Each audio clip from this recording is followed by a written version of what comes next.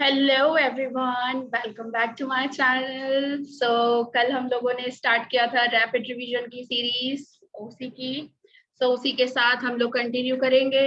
कल हम लोगों ने चैप्टर 1 ओसी का basic meaning, definition, nature, significance and हम लोगों ने even management as an art, science and profession हम लोगों ने इतना फटाफट से रैपिड रिवीजन कर लिया था। आज हम लोग आगे बढ़ते हैं जल्दी से। आज हम लोग करेंगे levels of management and functions of management. Okay,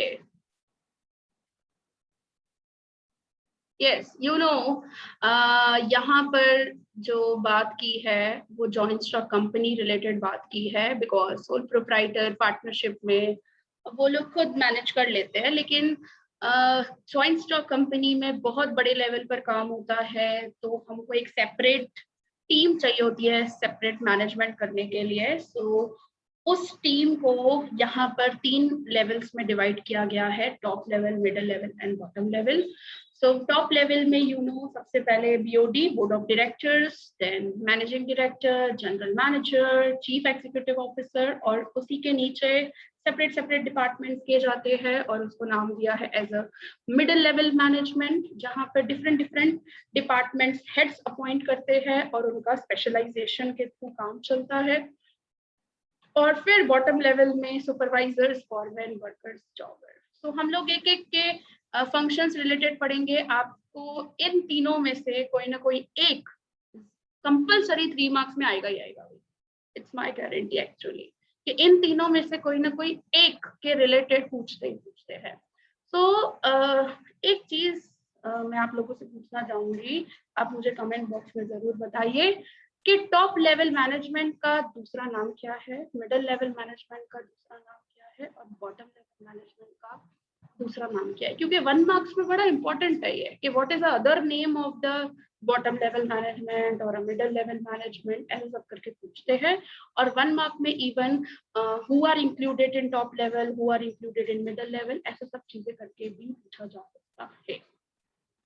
and यहाँ पे एक और क्वेश्चन अराइज होता है कि ये 3 लेवल्स के अलावा और ज्यादा लेवल्स क्यों नहीं दी गई है, बिकॉज इतनी 3 लेवल्स ही बहुत ज्यादा लग रही है एक्चुअली, क्योंकि उससे ज्यादा लेवल्स ऑफ मैनेजमेंट होगी तो आप सोचो कि कोऑर्डिनेशन और कंट्रोल करना कितना डिफिकल्ट हो जाएगा।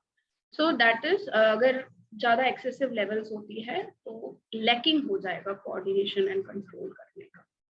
ठीक है, ये हम लोग को पूछा जा सकता है 1 और 2 मार्क्स में।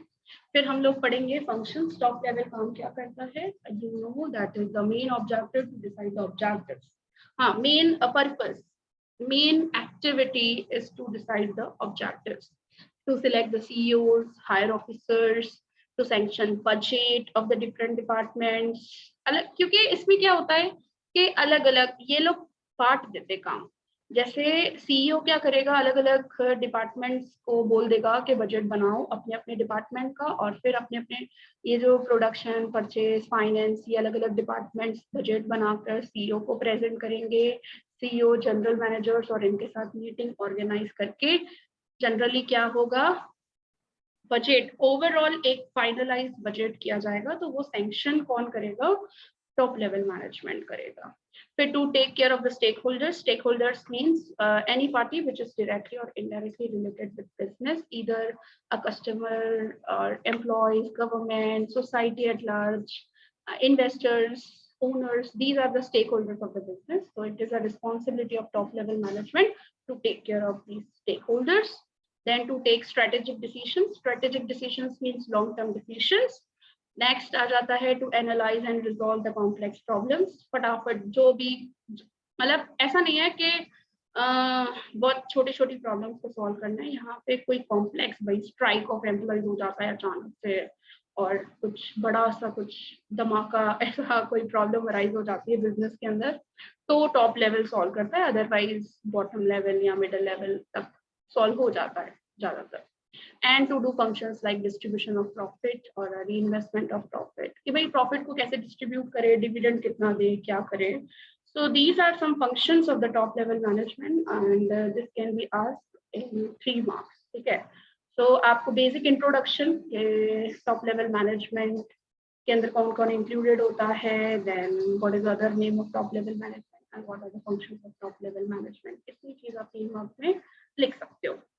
ठीक है, सो जनरली यहाँ पे मैंने 7 फंक्शंस आपको दिए हैं। ठीक है, 6 आप याद कर लो, दैट इज ऑल्सो इनफ। बहुत शॉर्ट में मैंने लिखे हैं ताकि आप फटाफट से आप अपना इवन बना के लिख सकते हो इसके ऊपर। Then functions of middle level management. Middle level management में एक्सपर्ट्स, डिपार्टमेंटल हेड्स इंक्लूडेड होते हैं।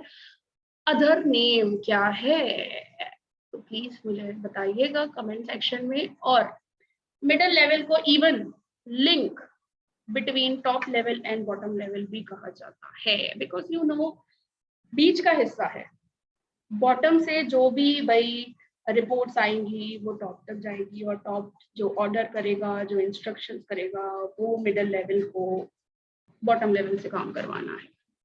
So this is how the whole management process goes on in the joint stock companies.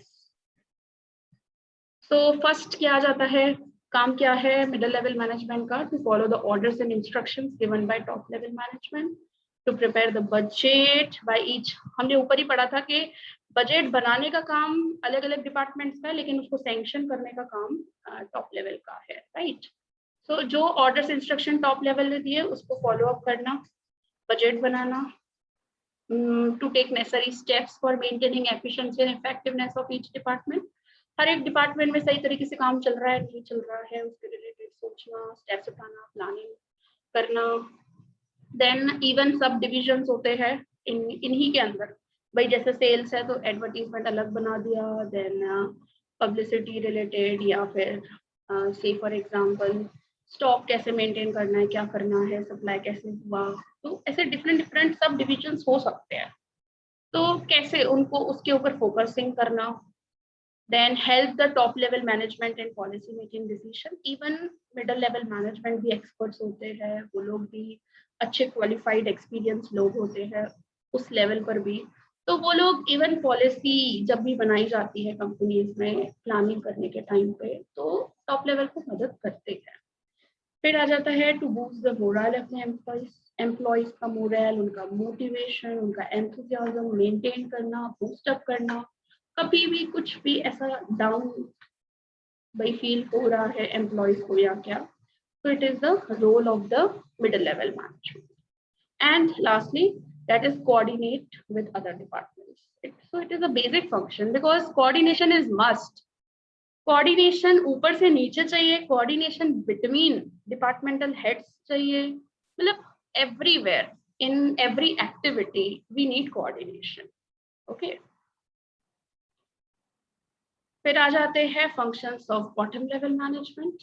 Okay, so bottom level management generally factory work है, जब उनका काम workers क्या कर रहे हैं, किस तरीके से काम कर रहे हैं, उसको सुपरवाइज करना, परखना, रूटीन क्या होगा, कितना हमको टारगेट अचीव करना है आज के दिन में, कितना प्रोडक्शन करना है, वो सब प्लान आउट करना।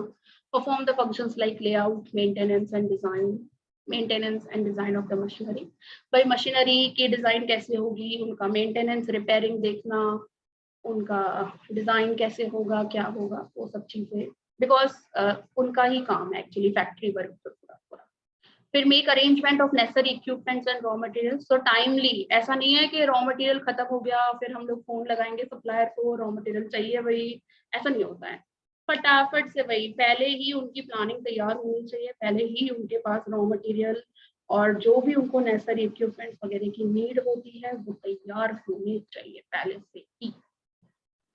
ऐसा नहीं है भाई जैसे पार्ले जी बिस्किट बना रहे हैं अभी शुगर खत्म हो गई, तो it is actually the work of the bottom level management कि वो पहले से ही अरेंजमेंट को पहले ही मिडिल लेवल मैनेजमेंट को बताए कि we need this much of raw materials. Okay, फिर solve genuine problems of the workers, to make daily reports and submitted to the middle level management and simple implement। Actually जो planning होती है, जो पूरा brain का काम होता है वो टॉप लेवल पे होता है, और जो इम्प्लीमेंटेशन, जो एक्चुअल परफॉर्मेंस होता है वो होता है बॉटम लेवल पे। जो टॉप लेवल सोचते हैं उनका जो सोचना है और जो वो काम भाई करवाना है, करवाने का जो काम है वो मिडिल लेवल करवाता है, बट जो करता है काम एक्चुअली वो बॉटम लेवल करता है। ठीक है, सो और इन तीनों लेवल्स के बीच में अच्छे से कोऑपरेशन कोऑर्डिनेशन होना चाहिए, अदरवाइज ऑब्जेक्टिव्स पे असर आ सकता है। ठीक है, सो ये हो गया लेवल्स ऑफ मैनेजमेंट। फिर हम बात करते हैं functions of management. You know यहाँ पे different different experts, management gurus ने अपने अपने तरीके से फंक्शंस ऑफ मैनेजमेंट बताया कि मैनेजमेंट की शुरुआत कैसे होती है, कैसे खत्म होता है मैनेजमेंट, राइट। सो यहाँ पे सबसे पहला कून्स ओडोनिल ने बताया कि भाई मैनेजमेंट की शुरुआत होती है प्लानिंग से, फिर होता है ऑर्गेनाइजिंग, फिर होता है स्टाफिंग, फिर डायरेक्टिंग, फिर कंट्रोलिंग। हेनरी फ्योल ने बताया भाई पहले प्लानिंग होता है, फिर ऑर्गेनाइजिंग होता है, फिर डायरेक्शन होता है, फिर कोऑर्डिनेशन एंड फिर कंट्रोलिंग। ल्यूथर गुलिक ने, यहाँ पे एक सेकंड स्पेलिंग मिस्टेक है, यस ल्यूथर गुलिक आएगा। ल्यूथर गुलिक ने हमको यहाँ पे दिया हुआ है, तो मैं यहाँ पे ना शॉर्ट फॉर्म लिख रही हूँ। उन्होंने हमको बताया हुआ है पोस्ट कॉल।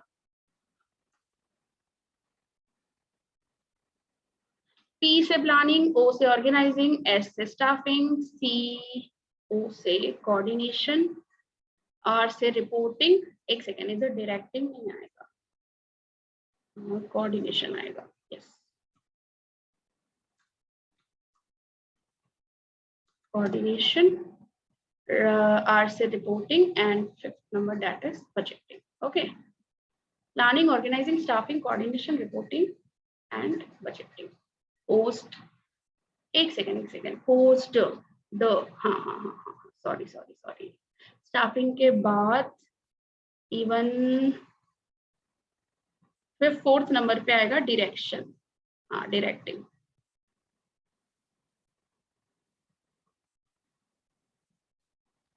हाँ, और फिफ्थ नंबर होगा हमारा कोऑर्डिनेशन।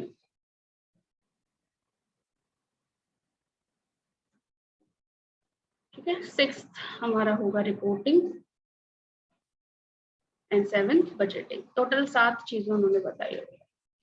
जॉर्ज टेरी ने बोला है 4 चीजें, planning, organising, directing, controlling.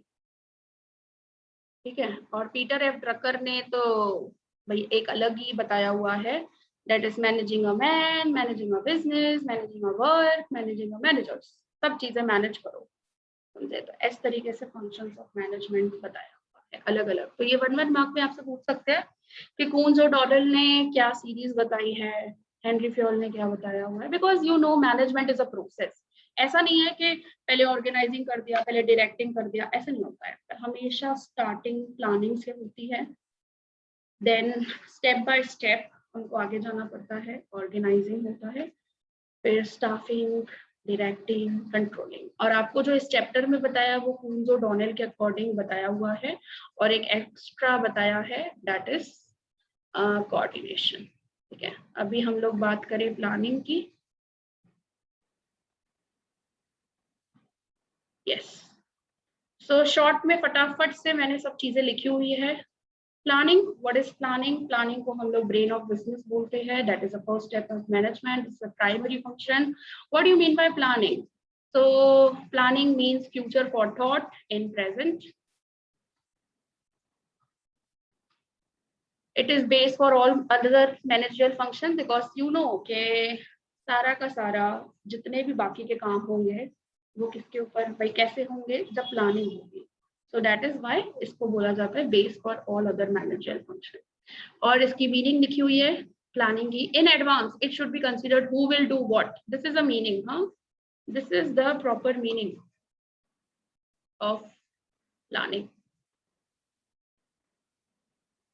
In advance it should be considered who will do what, when, how, who will do what, when, how, to what extent, when work is to be finished, but why, ये सब क्यों कर रहे हैं हम लोग, ये planning क्यों कर रहे हैं? For the achievement of goals. And Bill Gates के अकॉर्डिंग डेफिनेशन बताई है, task of planning is choosing. ठीक है, so this is also definition according to the Bill Gates. So 2 mark में अगर आपसे पूछते हैं प्लानिंग रिलेटेड तो बेसिक चीजें दी हुई है, और पूरा चैप्टर भी है आगे चलकर अपने को, चैप्टर नंबर 3। सो फास्ट से हम लोग फ्लैशबैक कर रहे हैं हाँ सारे सब चीजों का। फिर अगर हम लोग ऑर्गेनाइजेशन की बात करें, बिकॉज आपको पता है कि प्लानिंग और इम्प्लीमेंटेशन के बीच में अपने को एक स्ट्रक्चर डिसाइड करना पड़ता है, काम करने का फ्लो डिसाइड करना पड़ता है, जिसको हम लोग ऑर्गेनाइजेशन कहते हैं। एंड ऑर्गेनाइजेशन को कंपेयर किया गया है फिजिकल स्ट्रक्चर या बॉडी, ठीक है। जैसे प्लानिंग को ब्रेन बोला है, तो बाकी जो फिजिकल स्ट्रक्चर है पूरा हमारा, उसको ऑर्गेनाइजेशन कहा है। तो ऑर्गेनाइजेशन की मीनिंग आ जाती है यहाँ पे, ऑर्गेनाइजेशन इज दैट स्ट्रक्चर। देखो पीछे चैप्टर्स है आपको, तो यहाँ पे स्टार्टिंग वाले चैप्टर में आपको सारी डिफरेंस सब कुछ मिल जाएगी। So organization is that structure that assigns authority and responsibility among individuals working together for the achievement of predetermined goals. तो यहाँ पे क्या बोला है कि मैंने यही चीज आपको बताई कि प्लानिंग और इम्प्लीमेंटेशन के बीच में एक काम होता है, हमको एक फ्लो डिसाइड करना होता है कि कौन क्या काम करेगा, किसकी कितनी अथॉरिटी होगी, किसकी कितनी रिस्पॉन्सिबिलिटी होगी। तो मुझे कमेंट सेक्शन में बताना कि top level, bottom level, middle level, इन तीनों लेवल्स में सबसे ज्यादा अथॉरिटी किसकी होती है, सबसे ज्यादा अथॉरिटी किसके पास होती है, ये चीज मुझे आप बताइएगा, क्योंकि मैं जानना चाहती हूँ कि आपको कितना याद है, ठीक है। So our planning is a brain while organization is its physical structure. Okay. Next आ जाता है staffing. So staffing को हम लोग ने compare किया है as a limbs. Limbs means हाथ और arm, ठीक है, जो चलते हैं हमारे। So it is a function. What is staffing? Staffing is also the function of the management that is related to the employees recruitment, selection, training, transfer, career development. मतलब यहाँ पे जो functions आपको बताए हैं मैनेजमेंट के, वो एक स्टार्टिंग से बताए कि भाई जैसे अपने को स्टार्टिंग से मैनेजमेंट करना हो तो सबसे पहले हम लोग प्लानिंग करते हैं, फिर हम लोग पूरा फ्लो डिसाइड करते हैं, फिर फ्लो करने के बाद हम लोगों को जो लोग चाहिए उसको रिक्रूट करेंगे या फिर उनको ट्रेनिंग प्रोवाइड करेंगे, उनका करियर डेवलपमेंट देखेंगे, उनका ट्रांसफर वगैरह कुछ होता है वो, तो ये सारे काम स्टाफिंग के अंदर आ जाते हैं। Staffing is nowadays actually known as a human resource, एक पूरा separate department human resource management किए जाने लगा है, तो स्टाफिंग एक उसी का हिस्सा हो चुका है आज के टाइम पे। इवन MBA इन HR ये भी होता है, तो काफी लोग ये करते हैं क्योंकि इसमें मेन काम यही है, एम्प्लॉइज का रिक्रूटमेंट। मतलब पहले का टाइम था कि एम्प्लॉइज को रिक्रूट कर दिया, रख दिया भाई जॉब पे एंड दैट्स इट, लेकिन आज का टाइम ऐसा नहीं है। आज के बिजनेस जितने भी कंपनीज हैं, एम्प्लॉइज को रिक्रूट करना है, उनको प्रॉपर तरीके से ट्रेन करना है, उनका करियर डेवलपमेंट देखना है, ये सब चीजें देखी जाती है। एंड यहाँ पे यही चीज बताइए कि efficient staff is an invaluable asset of the business, because हम जब मशीन्स और ये सब की केयर करते हैं, तो क्या हमारे पास जो लाइव एसेट्स है हम उनकी केयर क्यों नहीं करें? These are the invaluable assets of the business, so that is why हमको केयर करनी है। Okay, so any organization without staff is like a mere skeleton. Mere skeleton means खाली खोखला स्केलेटन हो जाएगा। अगर ऑर्गेनाइजेशन के पास सब कुछ है लेकिन स्टाफ नहीं है तो कोई मतलब का ही नहीं है ना organisation. In present time, staffing is known as HRM, Human Resource Management. Staffing is just a part of HRM. HRM, Human Resource Management, बहुत wider level पर आपको समझाया गया है, आप कॉलेज में पढ़ोगे डिटेल में, ठीक है। फिर बात करते हैं हम लोग डायरेक्शन की। जैसे स्टाफिंग हम लोगों ने रोक रख दिए, रिक्रूट कर दिए, सिलेक्शन हो गया, अब उनसे एक्चुअल परफॉर्मेंस करवाने का काम है अपना। तो एक्चुअल परफॉर्मेंस जो हम लोग करवाएंगे तो उस वक्त हमको उनको सुपरवाइज करना पड़ेगा कि जो हमने बोला है वो कर रहे हैं, उनको कभी कभी मोटिवेट करना पड़ेगा, क्योंकि सब सेम रोज वही एक्टिविटी करेंगे तो बोर हो जाते हैं, मोरल डाउन हो जाता है। तो अपने को मोटिवेट करना, उनको गाइड करना, उनके साथ कम्युनिकेट करना प्रॉपर तरीके से। So these are included in direction. मतलब डायरेक्शन एक ऐसा फंक्शन है जहाँ पे मैनेजमेंट के अंदर एक्चुअल परफॉर्मेंस होता है, राइट। मैनेजमेंट का एक ऐसा फंक्शन है। तो यहाँ पे एलिमेंट्स जो है वो 4 इंक्लूडेड है डायरेक्शन के अंदर। Generally supervision, motivation, communication and leadership आता है। सो सुपरविजन का मतलब overseeing the work done by employees. Motivation, that is the motivation means change the state of mind, मतलब जो मोरल डाउन है और उसको सामने वाले को एंथुसियास्ट करो, उसका मोटिवेशन बूस्ट करो ताकि उसका स्टेट ऑफ माइंड चेंज हो सके और वो फिर से वैसे काम करने लगे। Communication, that is exchange of words, feelings, emotions between two or more person. And leadership, it is the art and skill of creating desire. कैसे हम लोग किसी से काम करवाए, so that can be called as a leadership. ठीक है, so ये चारों चीजों को मिला के हम बोल सकते हैं direction activity, ये direction के अंदर ही आता है. और controlling is the last step of the management. और कंट्रोलिंग यहाँ पे पॉजिटिव एक्टिविटी बताइए, ऐसा नहीं कि कोई रूल्स रेस्ट्रिक्शन डालना, उसको हम कंट्रोलिंग बोलते हैं. Controlling is simply it's actually means to check whether all the activities are done as per the plan or not. हम लोगों ने जो टारगेट्स डिसाइड किए, जो प्लान किया है हम लोगों ने, क्या वो हम लोग ने एक्चुअल परफॉर्मेंस जो हम लोगों ने की वो एक्चुअली किया कि नहीं, अगर नहीं तो क्यों नहीं. ठीक है, तो ये कंट्रोलिंग पे होता है. जैसे आप लोगों के लिए 12th स्टैंडर्ड के लिए आप लोगों ने पूरे साल मेहनत किया, अपने टारगेट बनाया और फिर आपने एक्चुअल परफॉर्मेंस करोगे, जुलाई के अंदर एग्जाम्स दोगे और फिर जो रिजल्ट आएगा उस रिजल्ट से आपको पता चलेगा कि आपने सोचा था 85% और आपका 87%. तो that is a very good performance, अच्छी बात है ये. और से फॉर एग्जाम्पल भाई अगर 85 की जगह पे 80% आ जाता है तो यार कहाँ पे कमी रह गई, मतलब मैनेजमेंट का कुछ ना कुछ इशू तो हुआ ही हुआ है. ठीक है, so controlling means maintain balance between efforts and results and resources and objectives. Okay, so that's it about the controlling. फिर हम लोग आ जाते हैं coordination. You know coordination is required at every level of management. हर एक जगह पे हमको कोऑर्डिनेशन चाहिए. So coordination means to maintain harmony between all the levels. It is known as the soul of management. ये आपसे MCQ में पूछा जा सकता है. Dash is known as the soul of management. So coordination is the soul of management. आत्मा है. So to bring coordination and harmony between all the functions and all the departments of business units. Okay, that is the coordination. So characters और importance दो mark में आपसे पूछी जा सकती है. तो इधर ही मैंने 4 इस वजह से लिखी हुई है. तो characteristics that is required at every level. Actual coordination किसके ऊपर डिपेंड करता है? अच्छा कम्युनिकेशन. अगर आप सामने वाला अच्छे से कम्युनिकेट ही नहीं करेगा तो हम उसके साथ कोऑर्डिनेट कैसे करेंगे? And it is not possible without cooperation. Coordination के लिए सामने वाले को कोऑपरेट भी करना पड़ेगा अपने को, ऐसा नहीं अपनी अपनी चलाने की भाई. फिर optimum utilisation of resources possible है. ठीक है, so these are some characteristics of features of coordination.